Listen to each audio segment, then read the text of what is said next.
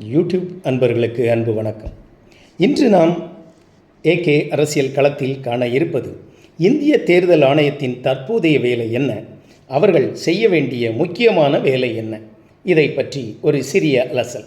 இந்திய தேர்தல் ஆணையம் தற்போது நாடாளுமன்ற தேர்தல், சட்டமன்ற தேர்தல், குடியரசுத் தலைவர் தேர்தல், துணைத் தலைவர் தேர்தல்களை நடத்துவது மற்றும் வாக்காளர் பட்டியலை சரிபார்ப்பது, நிர்வகிப்பது போன்ற பொறுப்பான தன்னாட்சி அமைப்பாகும்.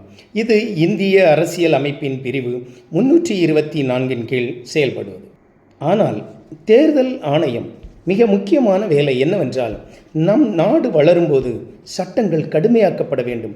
அப்போதுதான் குற்றங்கள் குறையும். காரணம், அரசியல் கட்சிகள் போலியான வாக்குறுதிகளை கொடுத்து வெற்றி பெற்றபின் மக்களை ஏமாற்றி விடுகிறார்கள். உதாரணமாக, ஊழல் எங்கு அதிகமாக ஆரம்பிக்கிறது? அரசியல் கட்சிகளிடம் இருந்தான் ஆரம்பிக்கிறது.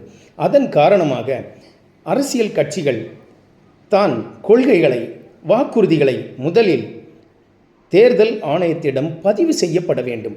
பதிவு செய்த பின் அனைத்தையும் தேர்தல் ஆணையம் சரிபார்த்து அதை திரும்ப அந்த கட்சிகளிடம் கொடுக்க வேண்டும்.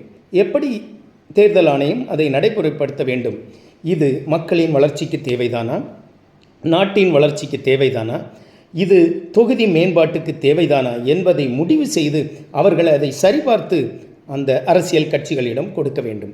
அதைத்தான் அந்த தேர்தல் நேரத்தில் அந்த அரசியல் கட்சிகள் எம்எல்ஏயாக இருந்தாலும் சரி, எம்பியாக இருந்தாலும் சரி, முதல்வர் வேட்பாளராக இருந்தாலும் சரி, அனைவரும் அதையே வாக்குறுதியாக கொடுக்க வேண்டும். அப்போதுதான் எம்எல்ஏ, எம்பிக்கள் மற்றும் முதல்வர் வேட்பாளர் அனைவரும் தான் வெற்றி பெற்ற பிறகு தொகுதிக்கு, நாட்டுக்கு, மக்களுக்கு கொடுத்த வாக்குறுதியை குறைந்தபட்சம் 75% அதை நிறைவேற்றப்பட வேண்டும்.